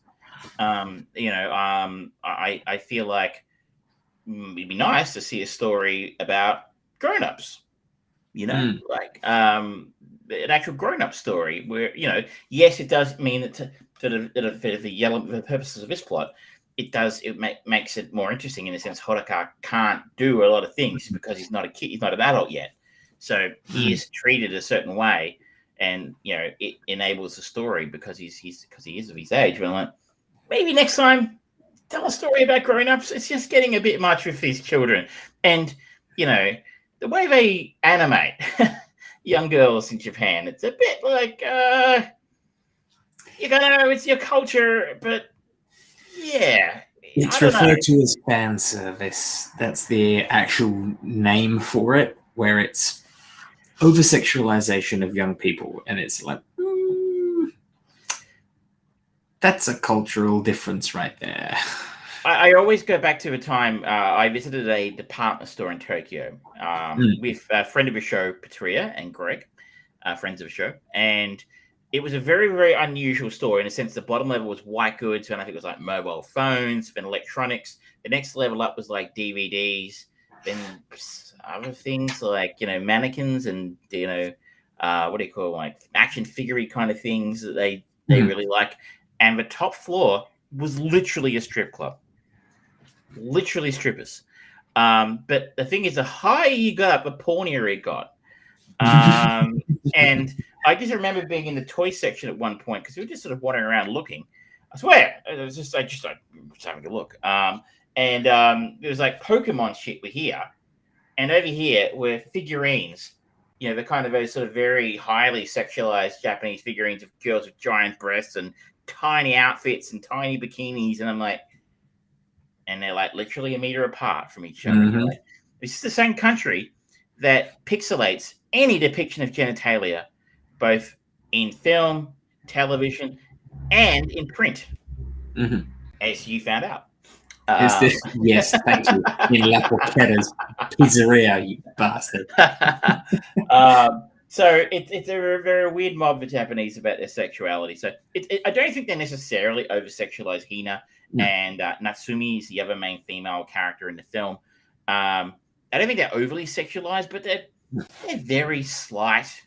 They're very cute. I guess it's that kind of balance between kind of titillation versus pornography.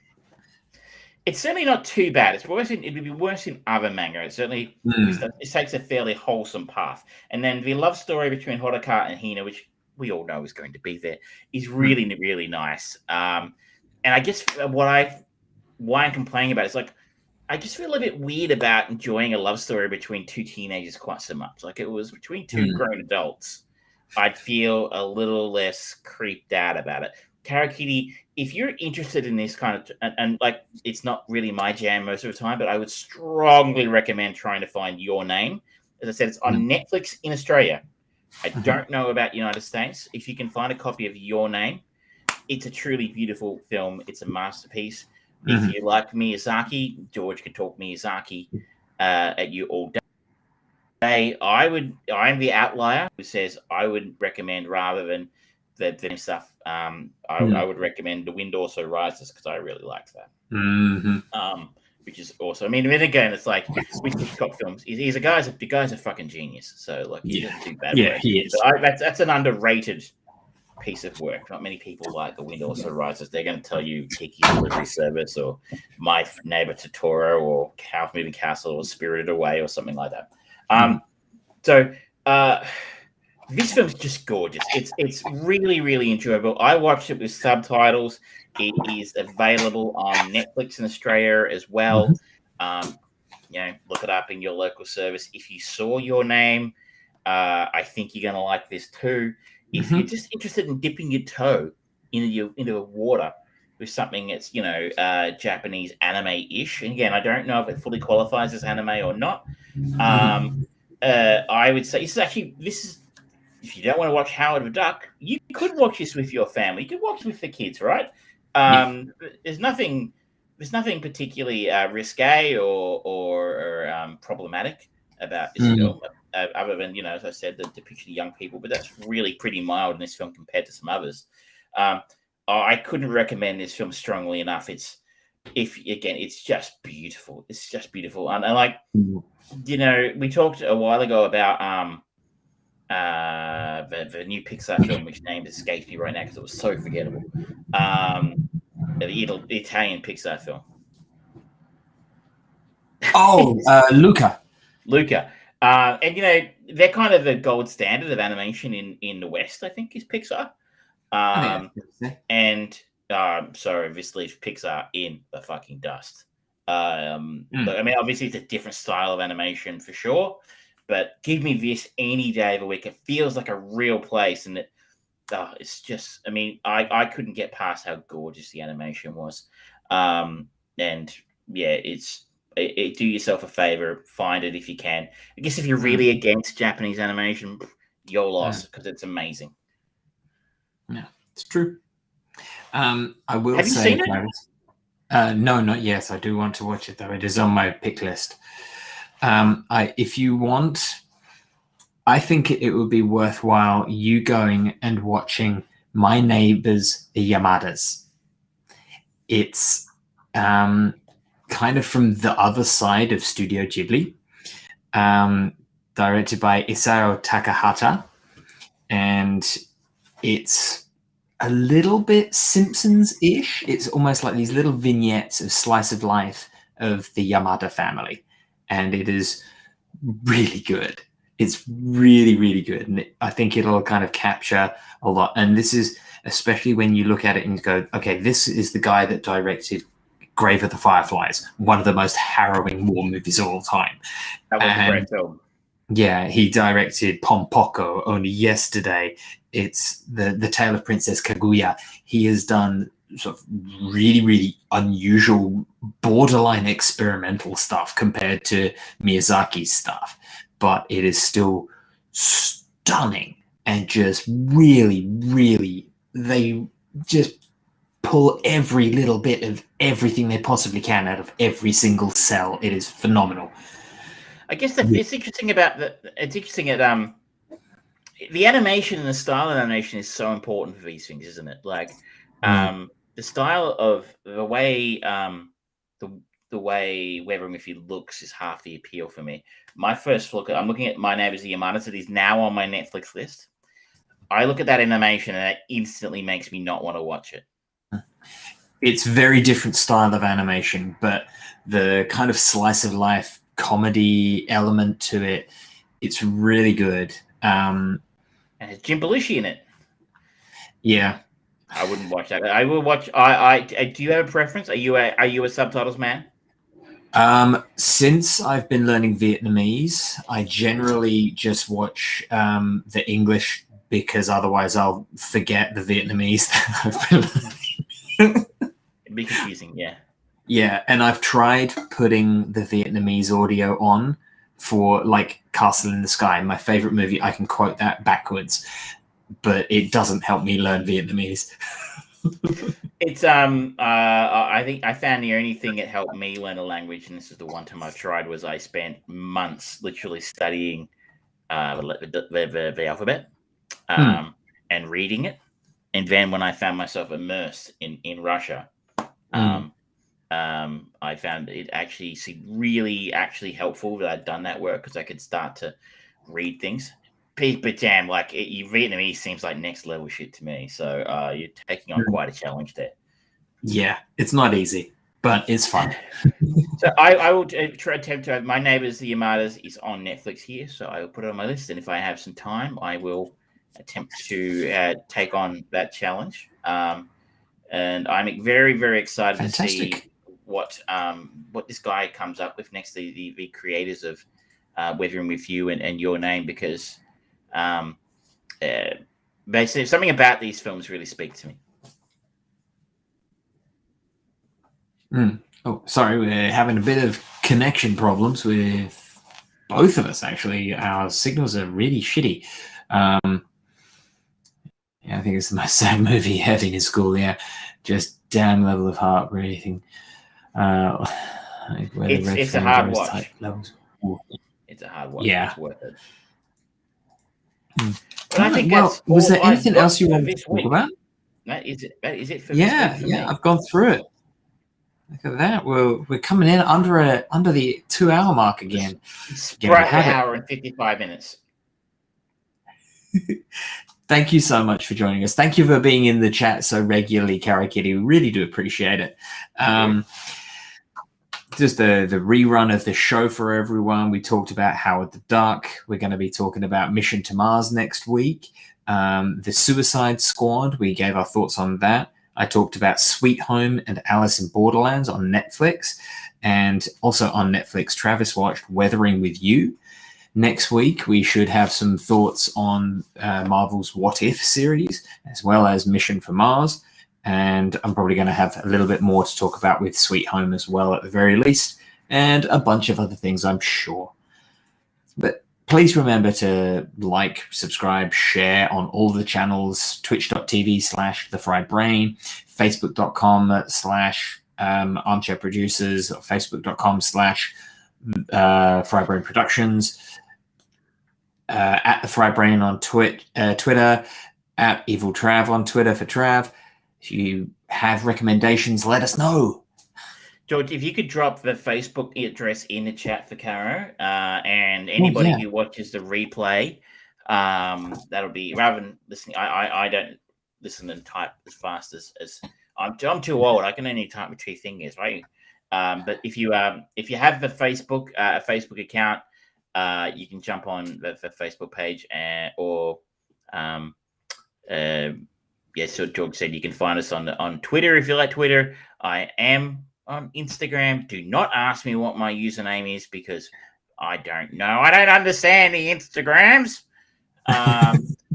We're from an older generation. Yeah. But yeah, that's a few different ways. Anyway, well. I have my Instagram. It is The Fried Brain. It's The Fried Brain. Basically, anytime you see The Fried Brain, it's me on Instagram. I am Evil Trav on Evil Trav. So as per the mode there, if you want to find me on Instagram, you can add me. I don't use it very much because, again, I'm old. Someone had to explain Snapchat to me recently, and I didn't understand why anybody would want to use it. I learned recently that TikTok is a thing. Someone has suggested we start a TikTok. Disney started TikTok? No, I said someone suggested we start a TikTok. Oh, yes, that's right. Yeah, I really don't know why. Actually, I guess that is it. No, it's Snapchat that they get deleted off forever. So maybe we should do Snapchat so that no one has to. There's no record of us. Yes, the friend of the show, Julian Smith, has started a TikTok. I have heard quietly. So we will get him on the show, and we will do our retrospective of. I didn't watch that piece of shit for nothing. We will get him on at some point soon, though. But thank you so much. Have a great day. Stay safe. Get vaccinated. Hide your wives. Hide your kids. See you next time. Good night.